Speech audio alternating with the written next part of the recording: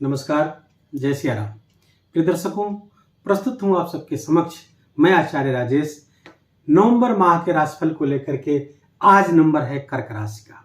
नवंबर माह कर्क राशि के जातकों के लिए बेहद महत्वपूर्ण है। कुछ बड़े बदलाव आने की पूरी संभावना है और कुछ सावधानियां रखने की बहुत आवश्यकता है। इस नवंबर माह में कुछ बड़े लाभ होने की संभावना है, तो वहीं कुछ नुकसान होने की भी संभावना है। तो वीडियो को पूरा देखिएगा। आप हमें 15 मिनट देंगे तो ये नवंबर महीने हम प्रयास करेंगे कि आपका ये नवंबर महीना इतना खूबसूरत हो कि इसे आप भूल ना सके।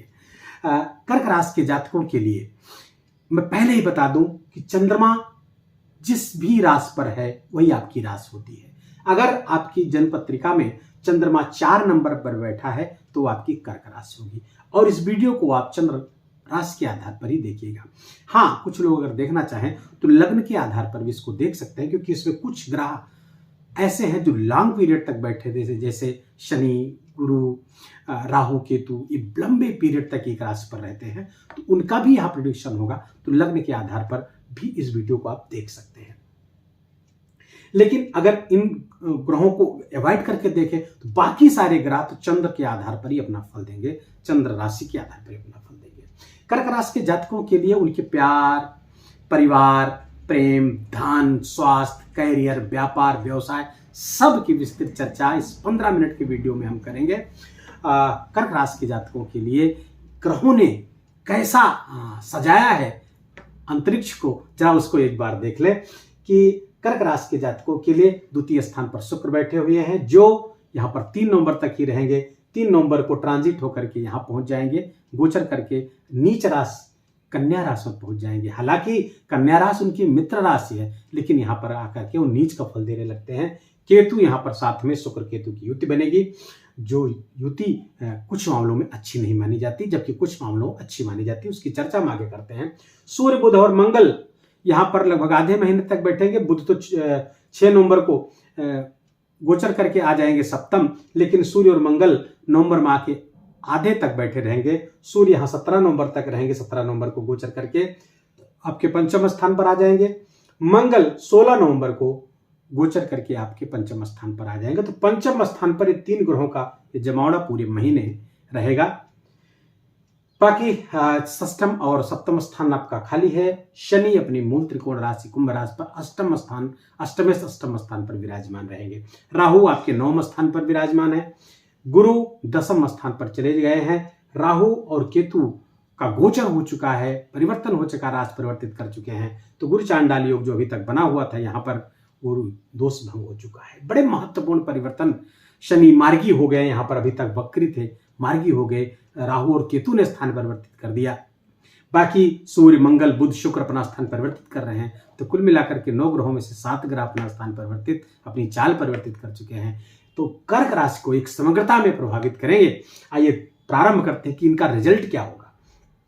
कर्क राशि के जातकों के लिए अगर उनको स्वास्थ्य सबसे बड़ा धन है। पहले तो स्वास्थ्य की स्थिति देखिए। पहला, सुख निरोगी काया। हमारा स्वास्थ्य कैसा रहेगा?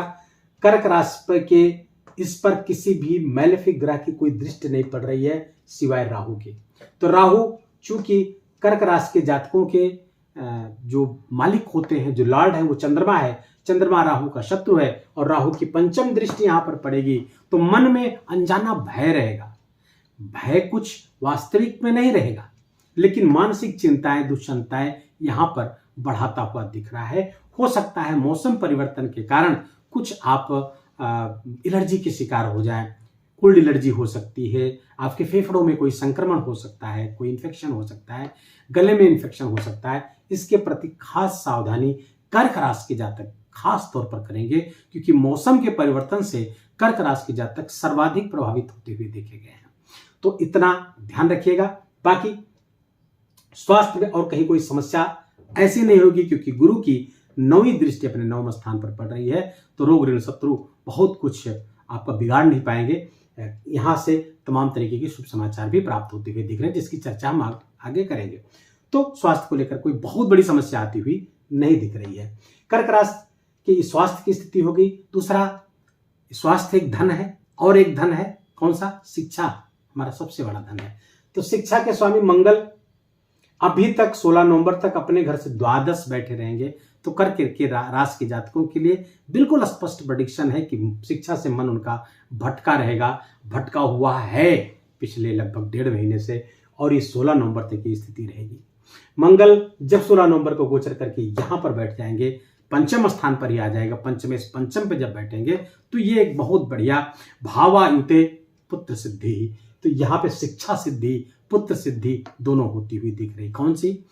शास्त्रकारों ने कहा भावायुते बले शिक्षा सिद्धि पुत्र सिद्धि, अर्थात पंचम स्थान पर बैठेगा तो शिक्षा में सिद्धि प्राप्त होगी। शिक्षा की सिद्धि क्या है? उसका लक्ष्य प्राप्त हो जाना। आजकल देखा जाए तो शिक्षा जो अर्थ के जनरेशन को लेकर कही जा सकती है कि जिससे धन कमाया जा सके, नौकरी लग सके, तो ये मंगल ये सब करते हुए दिख रहे हैं। निश्चित रूप से नौकरी मिलने की, शिक्षा की सिद्धि, जो भी आपका लक्ष्य हो शिक्षा प्राप्त करने का, वो लक्ष्य आपका सिद्ध होता हुआ दिख रहा है। दूसरी बात, अभी तक 16 नवंबर तक कर्क राशि के जातक, ऐसे जातक जो संतान प्राप्ति के लिए इच्छुक थे, तो वहां पे समस्या थी 16 नवंबर तक, लेकिन 16 नवंबर के बाद ये पूरा नवंबर और दिसंबर संतान प्राप्ति के जबरदस्त योग कर्क राशि के जातकों के लिए यहां पर बने हुए रहेंगे। 16 नवंबर के बाद आपकी संतान कुछ अच्छे समाचार आपको प्राप्त हो सकते हैं, जिसके लिए पिछले 1.5 महीने से आप परेशान थे। बच्चों के स्वास्थ्य को लेकर के, उनकी शिक्षा को लेकर के जो समस्याएं थी, वो इस 16 नवंबर के बाद से सही होती हुई दिख रही हैं। आपके स्वास्थ्य की बात हो गई, आपके शिक्षा की बात हो गई, आपके संतान की बात हो गई है। अब हम बात करेंगे आपके भाग्य के, आपके करियर के, आपके व्यापार और व्यवसाय की। तो पहले भाग्य पर आए। भाग्य के स्वामी, 9 भाव के स्वामी गुरु केंद्र बैठे हुए हैं, और एक केंद्र त्रिकोण राजयोग कहा जाता है। त्रिकोण का स्वामी केंद्र बैठ जाए तो एक केंद्र त्रिकोण राजयोग हो जाता है। ज्योतिष के ऐसे विद्यार्थी जो वीडियो को देख रहे हैं वो देख लें, क्योंकि ये त्रिकोण है, 9 त्रिकोण हो गया, 3 त्रिकोण माने गए हैं, तो इन त्रिकोण का स्वामी जब केंद्र के अंदर आ जाता है तो केंद्र त्रिकोण राजयोग बन गया, और गुरु बहुत ही अच्छी स्थिति में, केंद्र का गुरु बहुत ही बली माना गया है। लगभग सभी ज्योतिष के शास्त्रकारों ने, बहुत क्लासिकल ग्रंथों में एस्ट्रोलॉजी की बहुत ही प्रशंसा की गई है केंद्र के गुरु की। पाराशर ऋषि ने तो यहां तक लिखा कि किम कुर्वंत ग्रहे सर्वा यद केंद्रस्थ बृहस्पति, सारे ग्रह मिलकर के भी क्या कर सकते हैं यदि केंद्र में गुरु बैठा हुआ है। केंद्र में गुरु बैठ गए तो ये आपके करियर के लिए, आपके भाग्य के लिए बहुत जबरदस्त स्थिति है। भाग्येश हैं, यहां बैठे हैं, और ये करियर का स्थान है। भाग्य से करियर बनता हुआ आपका दिख रहा है। नौकरी लगती हुई दिख रही है, चाहे सरकारी हो प्राइवेट हो, काम मिलता हुआ दिख रहा है आपका। अगर आप पहले से नौकरी में हैं तो वहां पे कुछ बहुत बड़ा करने की स्थिति में है, आपको अवार्डेड किया जा सकता है, आपका सम्मान होगा, आपके अधिकारी, आपके कोलीग सब आपसे प्रसन्न होंगे, आपके कार्य की शैली से सब लोग यहाँ पे प्रसन्न होते हुए दिख रहे हैं। गुरु की यहाँ से दृष्टि, 5वीं दृष्टि धन स्थान पर, अर्थात कैरियर से, राज्य सरकार से, स्टेट से आपको लाभ होता हुआ दिख रहा है, अर्थात सरकारी अनुकंपा से धन वृद्धि होती हुई दिख रही है। सरकारी अनुकंपा से, राजकीय अनुकंपा से, राजकीय कृपा से आपकी धन वृद्धि होती हुई दिख रही है। परिवार के जो पूर्व के कलह थे वो समाप्त होने वाले, 6 के बाद से हट जाएंगे, तो 3 के बाद से पारिवारिक सुख शांति भी होगी। गुरु की 7वीं दृष्टि आपके 7वें स्थान पर पड़ रही है, चतुर्थ स्थान पर, सुख स्थान पर पड़ रही है, तो यहां पर सुख में वृद्धि होगी। आपके माता के स्वास्थ्य में यहाँ पे जो अभी तक समस्या चल रही थी उससे भी 16 नवंबर के बाद तो और ही ज़्यादा लाभ होता हुआ दिख रहा है। माता के स्वास्थ्य में कुछ समस्याएं, स्पाइन में, आपके भी स्पाइन, रीढ़ की हड्डी, और यहाँ पे क्या कहते हैं सर्वाइकल वगैरह की जो समस्या थी वो सब समाधान होता हुआ अब दिखता रहेगा आपको। करियर की स्थिति हो गई। लाभ की स्थिति को देखें तो आपके लाभेश बैठे हुए थे धन स्थान पर। धन की स्थिति अभी तक बहुत जबरदस्त चल रही है और ये 3 नवंबर तक रहेगी। पहले भी आपने देखा होगा धन का आगमन बहुत तेजी से हुआ, धन आया भी रुका भी, लेकिन अब धन यहां से शुक्र 3 नवंबर को आपके पराक्रम स्थान पर बैठ गए तो क्या कुछ बुरा होगा? नहीं साहब, क्योंकि लाभ मार्ग के स्वामी पराक्रम पे बैठेंगे, नीच के होके बैठेंगे, तो थोड़ा सा आपका जो धन का स्रोत है थोड़ा सा गलत तरीकों से धन कमाने की तरफ आपकी इच्छा जागृत हो सकती है। ऐसे गैर कानूनी ढंग से पैसा आने की इच्छा जागृत हो सकती है। आप अचानक से कहीं से पैसा, चाहे जुआ, सट्टा, लॉटरी, शेयर मार्केट, वहां से भारी मात्रा में धन कमाने का प्रयास कर सकते हैं, लेकिन ध्यान रहे केतु साथ में बैठा हुआ हुआ है जो आपके लिए मुश्किलें खड़ा कर सकता है। ये शॉर्टकट आपके लिए मुश्किल खड़ा कर सकता है, इतना ध्यान रखने की आवश्यकता है। पैसा आए, अच्छे तरीके से आए तो अच्छा रुकेगा, उसका परिणाम भी अच्छा होगा, इस बात का हमेशा ध्यान रखें। धन की स्थिति अच्छी, करियर की स्थिति अच्छी, भाग्य की स्थिति अच्छी, लेकिन राहु मीन राशि में भाग्य स्थान पर अच्छा फल नहीं देगा। किन्हीं किन्हीं ग्रंथों में तो राहु को मीन राशि राहु की अपनी राशि मानी जाती है, लेकिन बहुत सारे ज्योतिषी इसके विरोध में भी हैं। तो यहां पर राहु जब 9वें भाव में रहता है तो ये भाग्य भाव को आक्रांत करता है, वहां पे अनसर्टेनिटी लाता है। कभी भाग्य साथ देता है, कभी भाग्य बिल्कुल साथ नहीं देता, कभी भाग्य के कारण, भाग्य की कमी के कारण आपके कार्य बिगड़ते हुए चले जाते हैं। पिता के स्वास्थ्य में भी यहाँ समस्याएं कर सकते हैं राहु, पिता के स्वास्थ्य में समस्या, पिता के साथ संबंध में भी समस्या यहाँ पे क्रिएट करते हुए राहु दिख सकते हैं। राहु की जो रेमेडी आपको बताई गई है इसके पहले वाले वीडियो में, जब राहु का फलादेश किया था, उसकी रेमेडी को आप करते रहिएगा। बाकी शनि अष्टम बैठे हुए हैं, अष्टम शनि आपको अकल्ट में, ज्योतिष में, गूढ़ विज्ञान में, रहस्यमय चीजों में रुचि दिलाएगा। आपको यहाँ से स्टॉक मार्केट से ये शनि आपको लाभ दिलाने की स्थिति में है, लेकिन कानूनी ढंग से कोई गैर कानूनी काम करेंगे शनि दंडित कर देगा, इस बात का ध्यान रखेंगे।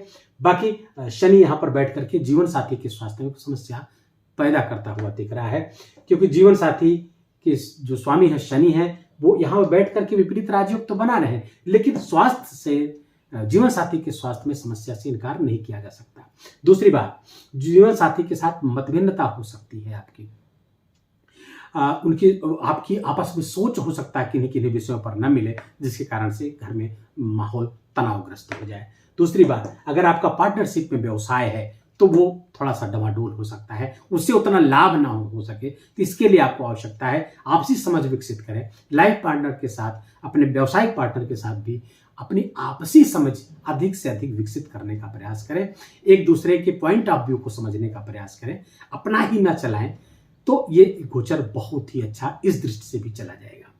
बाकी गोचर को स्थिति देखें नवंबर महीना, तो कर्क राशि के जातकों के लिए बहुत ही लाभदायक, बहुत बढ़िया, कुछ अकल्पनीय लाभ कराने की स्थिति में ये नवंबर महीना दिख रहा है कर्क राशि के जातकों के लिए। लेकिन एक चीज का हमेशा ध्यान रखिएगा, आप पर ढैया चल रही है। कर्क राशि के जातकों के ऊपर जो ढैया चल रही है, अष्टम शनि गोचर कर रहे हैं, हालांकि अपनी ही राशि पर है, उतना नुकसान नहीं करेंगे, लेकिन कुछ मानसिक चिंताएं, मानसिक दबाव, प्रेशर, टेंशन ये आपको देते रहेंगे। हो सकता है वो अनावश्यक हो, व्यर्थ हो, ऐसी कोई बात ना हो, लेकिन तनाव लगातार बना रहेगा। इसके लिए क्या करें?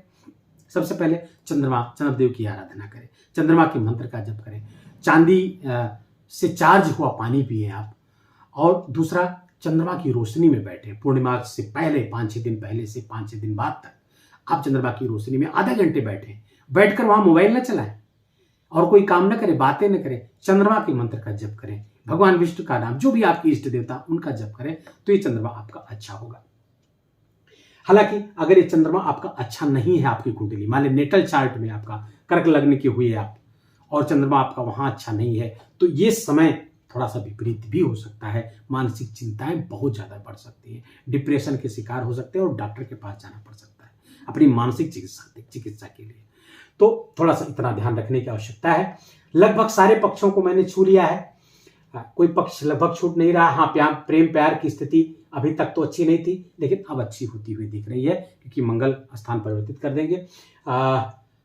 विद्यार्थी वर्गों को सलाह है कि इस सब में ना पड़े, प्रेम प्यार वगैरह में, तो ज्यादा बेहतर रहेगा। अपने लक्ष्य पर फोकस रखें, क्योंकि समय अच्छा है। हायर एजुकेशन के लिए भी समय अच्छा होता हुआ दिख रहा है, नौकरी आज के लिए भी समय अच्छा होता हुआ दिख रहा है। तो इधर उधर में समय जाया ना करके फोकस्ड रहे, वो ज्यादा अच्छा है। बाकी कुल मिलाकर के नवंबर महीना बहुत ही अच्छा कर्क राशि के जातकों के लिए है। एक विशिष्ट उपाय की चर्चा अगर करूं तो कर्क राशि के जातक सूर्यास्त के बाद दूध न पिए, पहली बात। दूसरा, हनुमान चालीसा का अधिक से अधिक आप पाठ करिए। जितना अधिक पाठ करेंगे हनुमान चालीसा का, उतना ही अच्छा रिजल्ट इस नवंबर महीने में आप ग्रहों से आप ले पाएंगे। हनुमान चालीसा का पाठ करिए। मस्तक पर आप केसर का तिलक जरूर लगाएं, नित्य लगाएं। वैसे भी कर्क राशि के जातक बहुत ही धर्मवीर होते हैं, बहुत ही धर्म के प्रति उनका लगाव होता है। तो बस थोड़ा सा कंसंट्रेट करने की आवश्यकता है, थोड़ा समय वहाँ पर लगाने की आवश्यकता है। बाकी बहुत अच्छा है। सूर्य बुध की स्थिति, हाँ सूर्य की स्थिति कर्क राशि के ऐसे जातक 17 नवंबर के बाद आपके अगर गर्भवती महिलाएं हैं कर्क राशि के जातक जिनके गर्भ धारण कर लिया है जिन्होंने, उनके गर्भ को थोड़ी सी समस्या यहाँ पर ये सूर्य के कारण हो सकती है। इसके लिए मैं प्रायः बताता रहता हूँ गायत्री मंत्र का आप ज़्यादा से ज़्यादा लेकर करें तो गर्भ आप सुरक्षित रहेगा। सूर्य का ध्यान करें, सूर्य की रश्मि आपके पेट पर पड़ रही है और आपके बच्चे को तेजस्वी बना रही है, स्वस्थ कर रही है। ऐसा पर आप सुबह के समय जब सूर्योदय हो रहा है उस समय करेंगे तो बहुत अच्छा रहेगा। ये रहा नवंबर महीने का राशिफल। वीडियो कैसा लगा? हाँ, इसके पहले मैं निवेदन करूं, निवेदन करने के पहले एक निवेदन कर लूं कि दीपावली आ रही है। इस महीने दीपावली बहुत बड़ा फेस्टिवल हमारा 5 दिन का है। श्री सूक्त का खूब पाठ करिएगा। 5 दिन धनतेरस से लेकर के और भैया दूज तक का जो समय है, इन 5 दिनों में हो सके तो 108 बार श्री सूक्त का पाठ करिएगा। बहुत टंट घंट करने की जरूरत, बहुत करने के चक्कर में न पड़िएगा। सामान्य पूजा उपासना जो आप होती है परंपरा से आपके घर में प्राप्त है, वो गणेश जी की स्थापना, लक्ष्मी जी की स्थापना करके करिएगा। और श्री सूक्त का पाठ गाय के घी का दीपक जला करके आप इन 5 दिनों में 108 बार अगर कर ले जाते हैं तो अगले दीपावली तक आपकी आर्थिक समस्याएं सारी की सारी समाप्त हो जाएंगी। ये मेरी गारंटी है, यह आचार्य राजेश का वादा है। और आप फिर बताइएगा अगली दिवाली को कि आचार्य जी मैंने उपाय किया था और हमारी सारी समस्याएं समाप्त हो गई अर्थ से संबंधित। एक निवेदन अब आपसे और करूं कि वीडियो कैसा लगा आपको? अगर अच्छा लगा, हमारे बताने का तरीका आपको अच्छा लगा, सार्थक लगा, हमारा बोलना, आपका सुनना, इतना 15 मिनट अगर ये सारे समय अच्छे गुजरे और सार्थक हुआ तो अपना प्यार भरा लाइक और कमेंट करना न भूलिएगा। कमेंट में जय सिया राम जरूर लिखिएगा। अगर कोई समस्या है तो अपने बर्थ डिटेल के साथ आप डालिएगा। देर सवेर में उसका उत्तर जरूर दूंगा। चैनल पर नए हैं, प्रथम आगमन है, स्वागत है आपका। चैनल को सब्सक्राइब कर लीजिए। ऐसे वीडियो आपको लगातार देखने को मिलते रहेंगे। अपना खूब ख्याल रखिए, अपनों का ख्याल रखिए। दीपावली की बहुत बहुत मंगल कामनाएं। मां लक्ष्मी की कृपा आपको खूब खूब प्राप्त हो। जय सिया राम।